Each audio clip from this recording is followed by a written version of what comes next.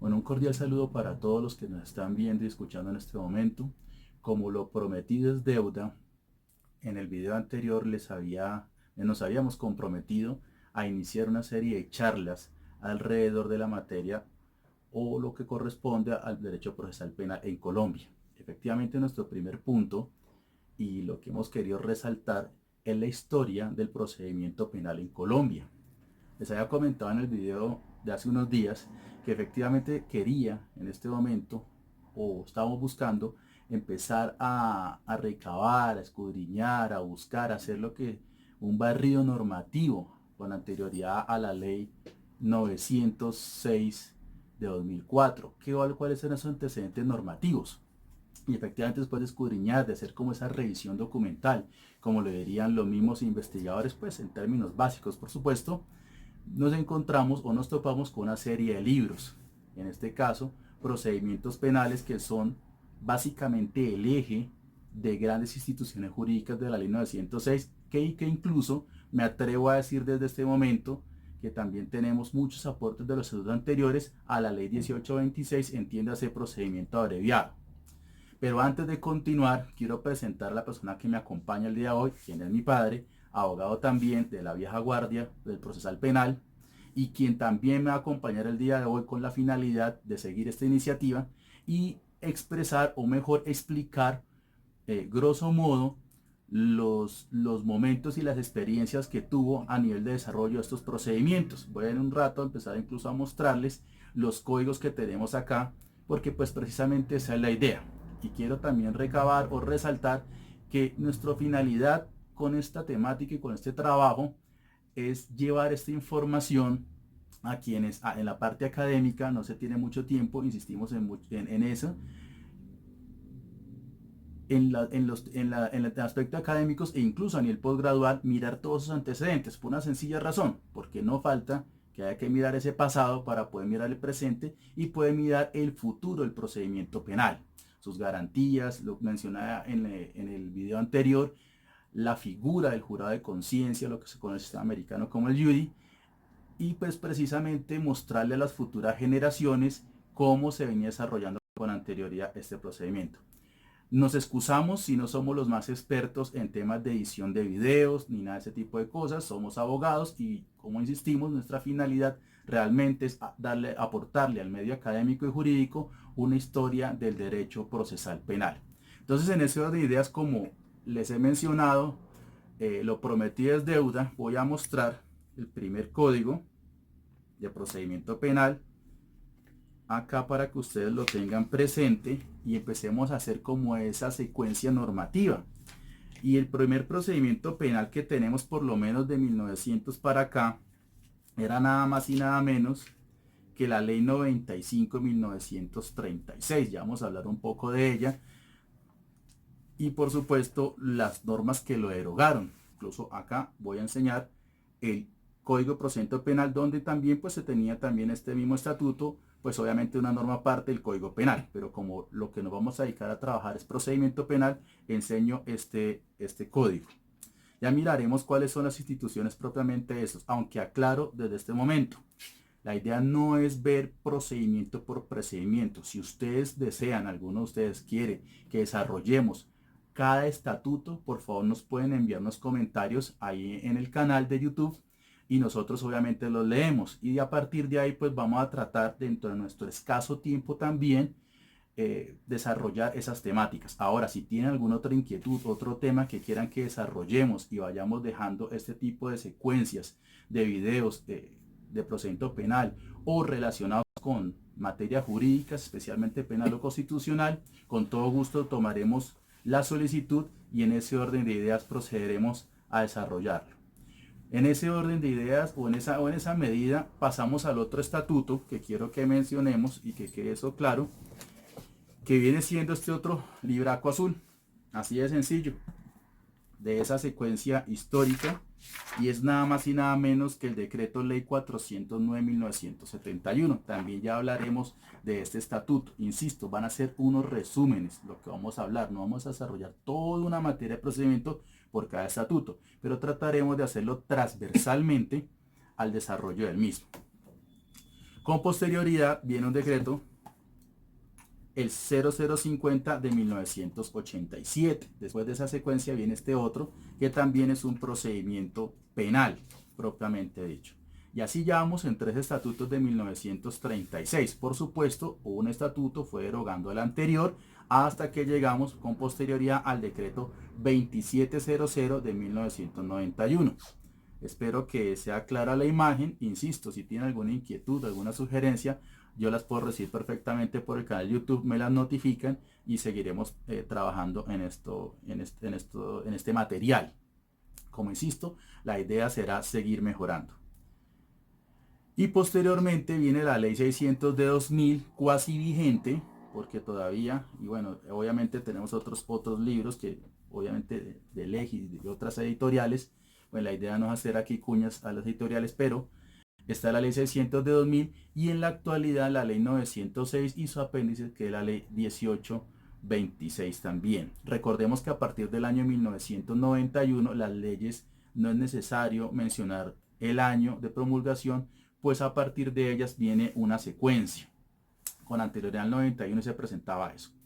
Entonces vamos a revisar en el primer estatuto, que es el procedimiento penal.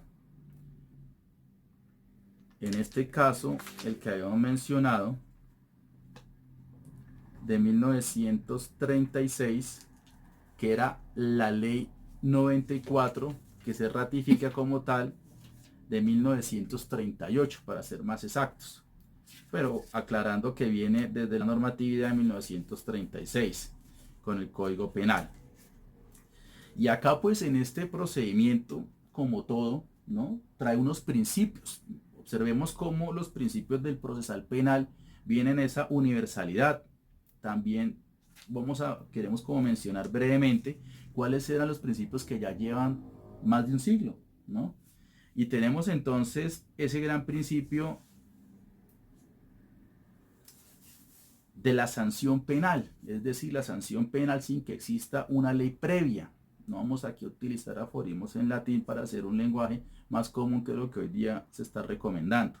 Entonces mire cómo ese principio de la ley previa para una sanción penal ya existía desde ese procedimiento. Entonces este procedimiento penal tenía básicamente 7 principios.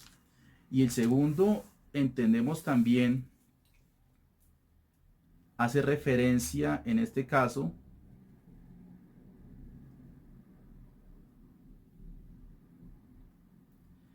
a la ausencia o desconocimiento de la ley, incluso como mandato constitucional. Recordemos que estamos con la Constitución de 1886, con todas sus reformas, por supuesto, y en esa medida la misma Constitución nos despliega eso, nos trae esto, que efectivamente la ausencia o ignorancia de la ley no exime de responsabilidad, entendiéndose también en materia penal. También hay un principio que ha sido ya de siglos, y es que nadie puede ser molestado en su persona o familia, hoy día incluso consagrado también en la Constitución política, a ese derecho a la tranquilidad, incluso a la intimidad de alguna forma, concordante con el artículo 15 y 28 de la Constitución política, incluso el 91. Tenemos también el principio cuarto, que habla del infragranti. En este caso es otra figura que todavía ha trascendido entre la historia del derecho procesal penal, que tiene que ver con el caso de la flagrancia, hoy día conocida como flagrancia y cuasiflagrancia, que quizás si a ustedes les interesa lo veremos más adelante. Y dice: el delincuente cogido, en ese entonces utilizaba la palabra coger, hoy día hablamos de captura, por supuesto. Infragranti, entiéndase flagrancia, podrá ser aprendido y llevado ante la autoridad competente por cualquier persona. Si los agentes de la autoridad lo persiguen y se refugian en su propio domicilio, podrán penetrar a él para el acto de aprehensión, y si acogiera a su domicilio ajeno, deberá preceder requerimiento dueño morador, a quien no podrá oponerse. Los agentes de la autoridad que intervengan darán cuenta de todo esto por escrito, dentro de las 24 horas siguientes al funcionario competente. Observemos cómo incluso una norma de 1936 o 38, para ser más precisos, todavía es objeto de discusión. Incluso en el Código de Policía, o entiéndase de convivencia ciudadana, hoy día la Corte Constitucional ha tenido que manifestarse todo este tipo de facultades. Entonces observemos cómo, o sea, lo que deseamos es que se tenga claridad mental y jurídica e histórica de todas las instituciones jurídicas que hoy día manejamos y que incluso vienen de tiempo atrás. Y es algo que la idea es que no se desconozca, pues precisamente para futuras reformas, para futuros manejos o proyectos de ley se tenga como esa trazabilidad o esa línea de tiempo procesal para efectos del futuro de esta normatividad. Incluso como quinto principio dice materia criminal, ley permisiva favorable. Miren desde cuándo viene la favorabilidad, incluso me atrevo a decir que de mucho antes. Por supuesto, esos principios también se esbozan desde la Constitución de 1886 y sus respectivas modificaciones. Dice la ley permisiva favorable aun cuando sea posterior. Por supuesto, encontramos en la Constitución Política, el artículo 29, dicho principio, pero observen cómo desde esta época se viene desarrollando. Ya lo miraremos con las demás normatividades. La ley permisiva favorable, aun cuando sea posterior al acto que se impute, se aplicará de preferencia a la restrictiva o desfavorable. Sexto principio, la providencia que haga cesar o rebaje con arreglo a la ley nueva una sanción impuesta de acuerdo con leyes anteriores será dictada de oficio a petición del reo o Ministerio Público por un juez y tribunal que conoció la causa. Son aplicables, séptimo, son aplicables al procedimiento penal en cuanto no se oponga a lo establecido en el presente código, leyes, las disposiciones comunes a los juicios contenidos del procedimiento civil. Famoso principio que una vez pregunta, el principio de integración se llama en algún estatuto, en otro remisión normativa, tiene diferentes denominaciones, pero la realidad nos dice que incluso desde esta época, vuelvo y enseño aquí este procedimiento, existe la remisión al procedimiento civil. Por eso es que los penalistas debemos también conocer el procedimiento civil. Quizás no seamos expertos, pero sí hay que manejarlo. Como les mencionaba, pues me acompaña mi padre, abogado también, el doctor Ricardo Mantilla Galvis, y pues quisiera escucharte o acá o qué nos puedes recomendar frente a este primer estatuto. Sí, ese primer estatuto tuvo vigencia hasta 1971, tenía algunos mecanismos de juzgamiento diferentes a los actuales, pero que traídos también del extranjero, que aún persisten en la legislación americana, como es el jurado de conciencia. Este estatuto nos presentaba una gama, por decirlo así, o mejor de otra manera, una estructura de los jueces diferente a la que tenemos en la actualidad, de acuerdo con una jurisdicción. Existían los jueces superiores, los jueces del circuito y los jueces municipales, cada uno con una competencia completamente diferente y en un grado de superioridad, pero entre el circuito y el superior no había esa verticalidad porque la decisión del circuito y del superior las revisaba en segunda instancia en su recurso de apelación el tribunal correspondiente de cada distrito. Estaba observando también que incluso aquí hay un artículo, el 139 de ese Estatuto Procesal Penal, que nos señala algo que ha venido con el tema del vencimiento de términos. Dice, todos los días y horas son hábiles para practicar actuaciones en la investigación sumaria y en los términos judiciales no se suspenden por la interpretación del día feriado, por interpretación de día feriado durante ella. Entonces mire cómo también desde ese pequeño estatuto ya se viene dejando unas pautas de lo que hoy día tiene que ver con los términos, la contabilización de términos de materia por un procesal penal, ¿no? Sí. Por ejemplo, hoy día se tiene claro que la actuación ante los jueces de control de garantía se entiende que es calendario, o sea, que no hay festivo, no hay domingo, sino que se entiende que es corrida. Mientras que los términos judiciales, propiamente en la etapa de juzgamiento, siempre y cuando no comprometa el derecho de la libertad, por supuesto, se entiende que son días hábiles, pero entendiéndose para el vencimiento de términos del derecho a la libertad, todos los días se entienden de corrido. Y pues me refiero a la norma en particular del artículo 317 y 317A y 548 de la ley 906 que nos habla sobre el vencimiento de términos como libertad provisional. No vamos a desarrollar ahorita ese tema, lo vamos a dejar para una próxima sesión. También encontraba en ese estatuto, en ese primer estatuto, nos llevamos para 15 minutos, la figura de la parte civil, lo que hoy día se denomina víctima dentro del los proceso, representantes de las víctimas y un ministerio público que también tiene como la función de hoy día, es el mismo ministerio público como representante de la sociedad, Lo mismo el artículo 109 de la 906. Pero entonces, en esta época, como no existía fiscalía, que entiendo que la fiscalía se crea desde 1991 realmente, Sí. como ese ente investigador y acusador, ¿a quién le corresponde? Si no era el Ministerio Público acá, ¿quién le correspondía esa investigación? Bueno, esa investigación en aquel momento, en este estatuto traía, haciendo alusión a lo que ya venía diciendo de la categorización y de la estructura judicial o de los jueces, existía el juez de instrucción criminal. En 1936 todavía. Ah, inició, es que Inició. ahí inicia. Hasta 1991 existieron los jueces de instrucción criminal. Y los jueces de instrucción criminal eran los encargados de adelantar las investigaciones que hoy adelanta la Fiscalía General de la Nación.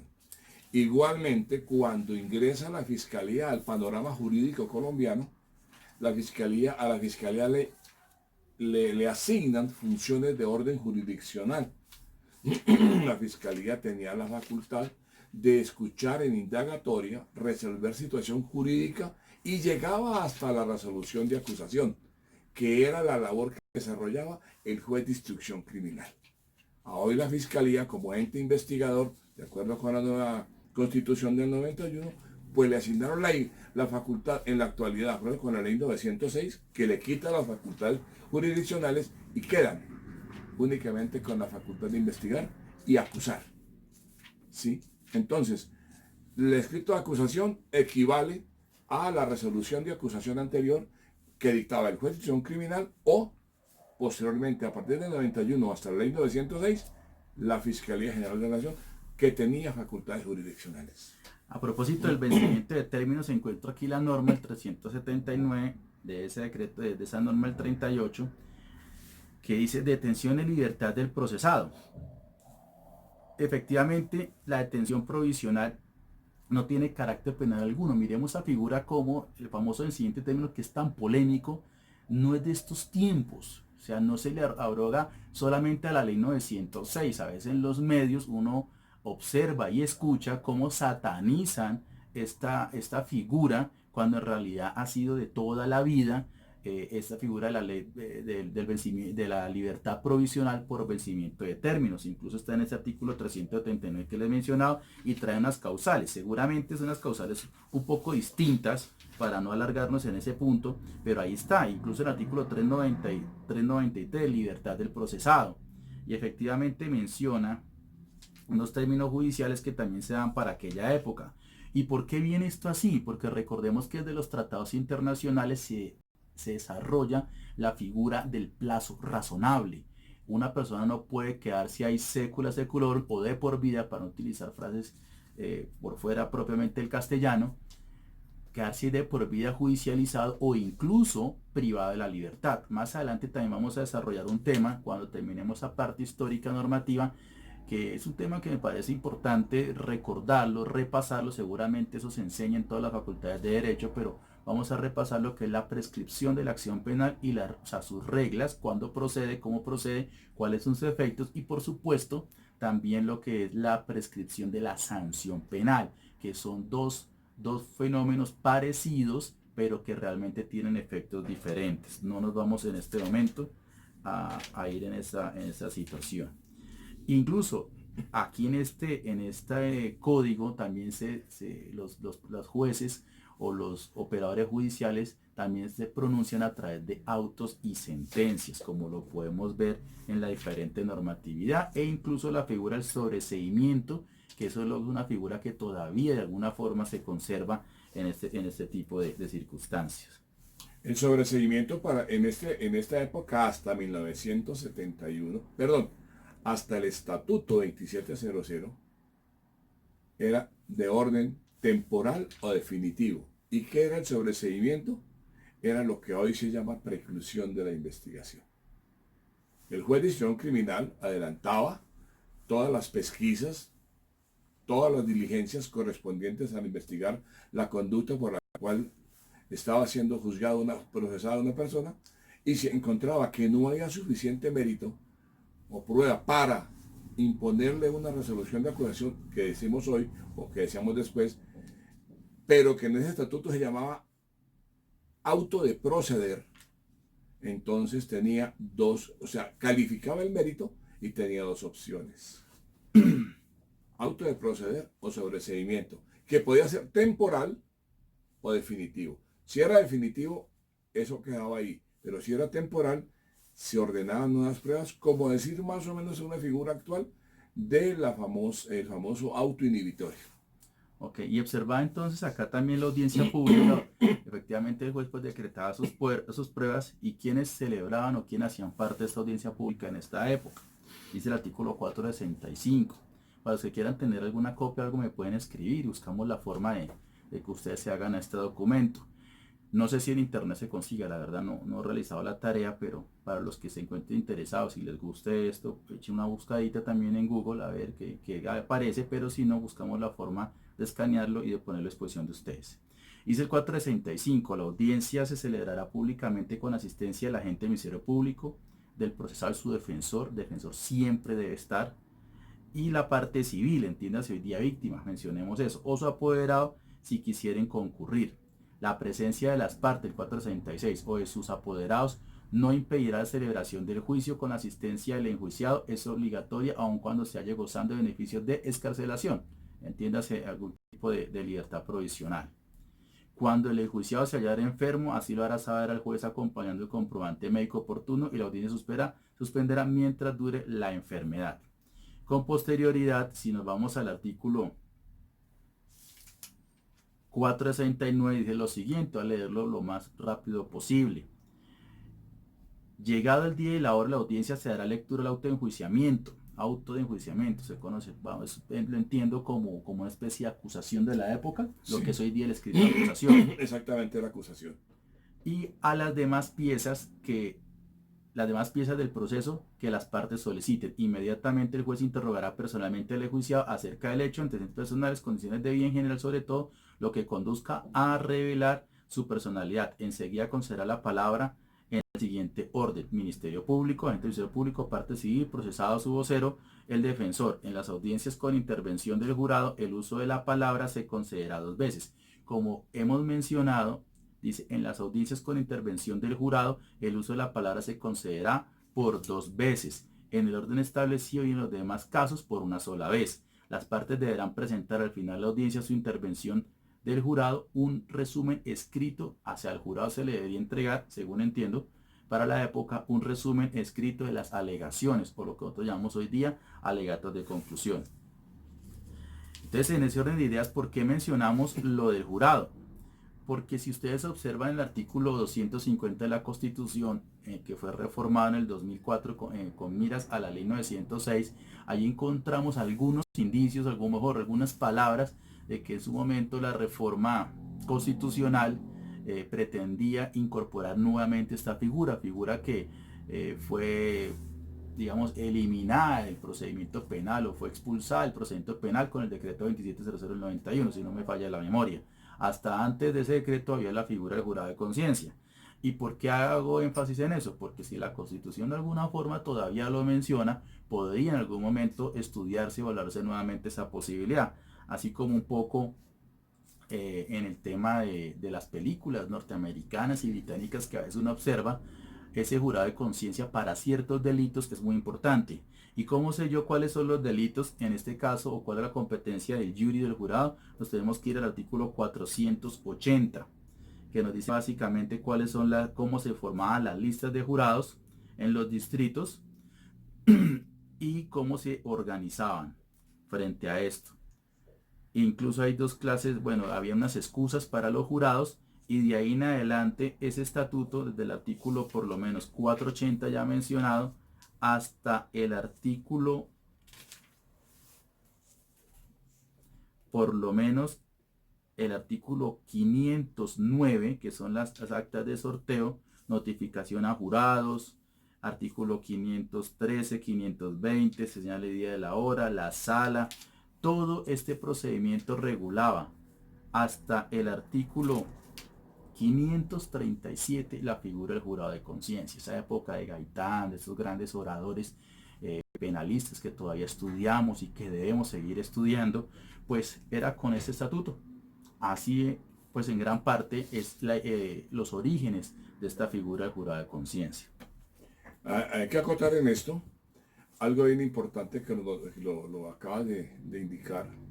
Mire que el procesado tenía derecho él a defenderse, a presentar sus alegatos o, en su defecto, a tener un vocero. Vocero que era diferente al defensor. Hablaba a nombre del procesado, vocero. Y eran dos oportunidades que tenía, tanto el vocero como el defensor, de presentar alegatos, igual que el Ministerio Público, igual que el famoso acusador, que es el común denominador, el imaginario colectivo, que es lo que hoy se llama abogado de víctimas. Bueno, como conclusión de este primer estatuto no teníamos fiscalía, había jurado de conciencia, había parte civil, se le conocía en ese entonces, ya tenemos los autos, unos principios constitucionales y normativos, y nos queda claro entonces esa trazabilidad. Ya vamos en el minuto 25, vamos a generar estos videos por partes. Esta va a ser la parte 1 de esta historia de procedimiento penal en Colombia, porque no hacen falta los otros estatutos.